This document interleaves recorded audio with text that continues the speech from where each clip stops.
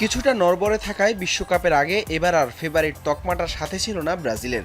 তবে হেক্সা জয়ের মিশন গ্যালারিতে হলুদ সবুজ সমুদ্র আর কোটি ভক্তের প্রত্যাশা নিয়েই বিশ্বমঞ্চে পা রেখেছিল সেলেসাওরা। কিন্তু মরক্কোর হাই প্রেসিং আর কঠিন ডিফেন্সের সামনে চেনা ছন্দ খুঁজে পেল না সাম্বা বয়রা। ভিনিসিয়াসের নজরকাড়া গোলে হার থেকে বাঁচলেও এক ব্যবধানের এই ড্র নিশ্চিতভাবেই কার্লো আনচেলত্তির কপালে কিছুটা চিন্তার ভাঁজ ফেলছে।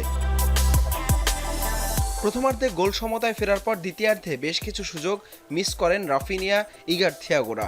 ম্যাচ শেষে মরক্কোর ডিফেন্স ভাঙতে না পারার আক্ষেপ যেমন করেছেন, তেমনি উন্নতি করার কথাও বলছেন কার্লো আনচেলত্তি। আমরা ভালো খেলিনি, কিছু চ্যালেঞ্জ ছিল, দলে খুব একটা ভারসাম্য ছিল না। আমরা বেশ কয়েকবার বলে নিয়ন্ত্রণ হারিয়েছি এবং আমার মনে হয় এই জায়গাগুলোতে আমাদের আরো উন্নতি করতে হবে। বেশ কয়েকটি পরিবর্তনের পর প্রথমার্ধের তুলনায় দ্বিতীয়ার্ধে ব্রাজিলের খেলার উন্নতি হয়েছিল, কিন্তু তারা মরক্কোর ডিফেন্স ভাঙতে পারেনি। শুরুর একাদশে থাকা থিয়াগো আর ইভানিয়াসদের পারফরমেন্স হতাশ করেছে ব্রাজিল ভক্তদের। অভিজ্ঞ এই মাস্টারমাইন্ড ইঙ্গিত দিলেন প্রথম একাদশে পরিবর্তনেরও। আমি এই ফলাফলে হতাশ নই, আবার সন্তুষ্টও নই।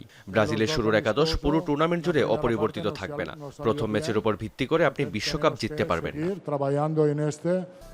এক গোলের এই ড্রয়ের পর সেলেসাওদের চোখ এখন পরবর্তী ম্যাচে, যেখানে ২০ জুন হাইতির বিপক্ষে মাঠে নামবে 5 বারের বিশ্ব চ্যাম্পিয়নরা।